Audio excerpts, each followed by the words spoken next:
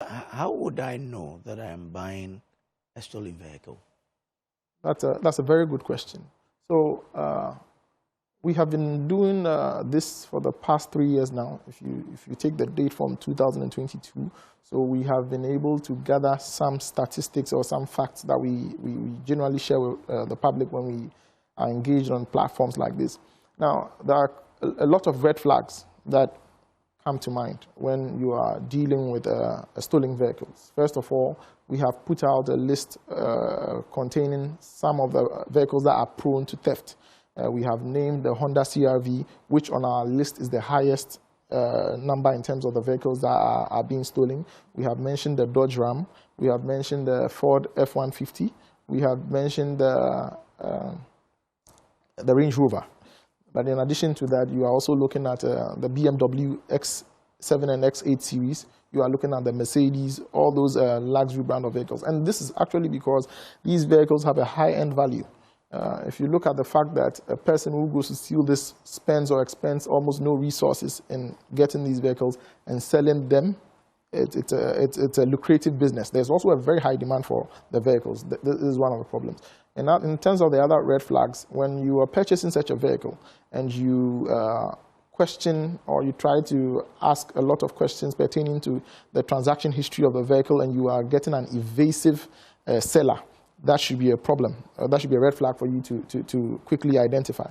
Secondly, if you are requesting for the identity, a verification in terms of a valid identification for a seller and the person is withholding such information, that should also be a red flag. If you are inspecting documentation, for instance, the title or custom declaration documents, and you realize that VIN numbers are altered, tampered with, or in some cases, they are even deleted or try to alter them, these are also red flags. When you are doing a physical inspection of the vehicle as well, and you see vehicles, for instance, such as those without, how do you call them, the rear view mirror, which is where the GPS tracking device is actually kept, that should be a red flag. Okay. In some instances, you realize that the VIN number as contained in the vehicle, it comes on the vehicle, there are about 2 or 3 locations in the vehicle that you can inspect VIN numbers. I think there's one on the dashboard, there's one on the engine area, there's one around the seatbelt side. If those 3 numbers, VIN numbers, are not consistent with each other, that should also be a red flag for you. Now, the cost of the vehicle is also imperative. If you look at the market value of a vehicle, which is about 400,000, 500,000 on the market, and someone is offering to sell it to you for 100,000, that should obviously be a red flag. So some of these things are very important for us to look at. Then also we have what do you call them? This 400,000 you quoted is in dollars or cedis? Dollars, cedis, whichever one, depending on the brand of the vehicle. If it's the extra luxury car, what I personally call the extra luxury cars, like a Maybach or Lamborghini, maybe. Yes, maybe a Lamborghini, maybe, and the market price is $500,000, and somebody's offering it to you for $100,000. Obviously, that should be a major red flag for you.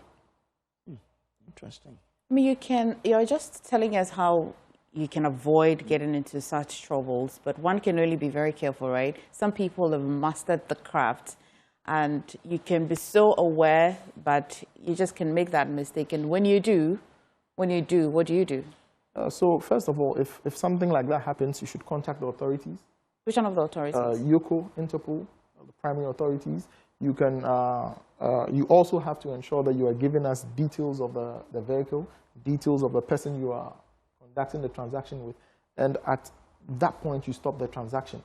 I'll take this opportunity to advise the public to take their time when they are negotiating some of these transactions, because time is of the essence. There's one particular bizarre case of a vehicle that was stolen, but at the time the purchaser was buying it, the status of the vehicle had not been declared as stolen. That was because the owner of the vehicle parked the vehicle at I think it was an airport, traveled to another state in the US for holidays, returned about a month, 3 weeks to a month and a half, only to find out that the vehicle was stolen. Then made a police report. By that time, the vehicle was able to be brought here, went through our customs and everything, again, with some coalition from authorities, both from there and here, and the car was sold to an innocent person. But later on, when the original victim or the owner made a report, the car status changed. So yes, I do admit that there are certain lapses in terms of the mechanisms that should check this phenomenon.